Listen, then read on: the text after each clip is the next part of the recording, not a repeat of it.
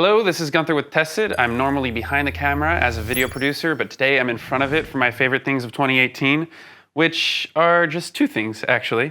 One is this camera slider. It's a 2-axis camera slider, which about 2 or 3 years ago would have cost a fortune, but as things go, they get cheaper. And this one is by Rhino Slider. It has the arc attachment to it, so it makes it a 2-axis. It goes along a dolly form, and then it can also pan. And it's just controlled by a really simple user interface with like a click dial. It's a great slider, especially for the money. It's around $1,000 when I got it, with the arc included. The most comparable system would be over $2,000, which at the time was the Kessler slider, I believe.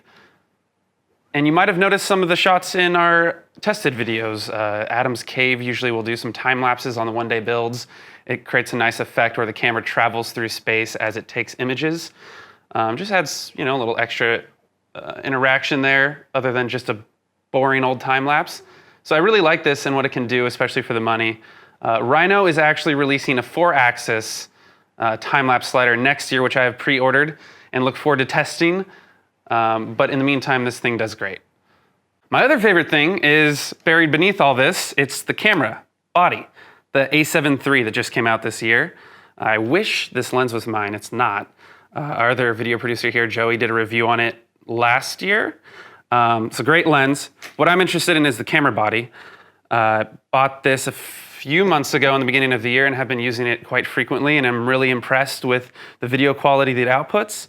I'm also kind of a photographer. That's more of my background. I do a lot of video work too, so having a camera that can do both really well was what I needed, and it does just that, especially at a great price point. I really like Sony. We use Sony cameras here for the most part. The camera that's shooting this is an FS5, and this lens would actually fit great on the FS5 too, which is nice, so I can move in between gear and swap it out with other Sony products, and it works great.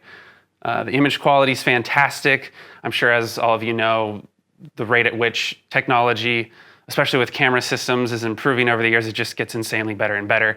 And honestly, camera bodies and sensors at this point are just so far ahead of everything else that they all kind of blend together.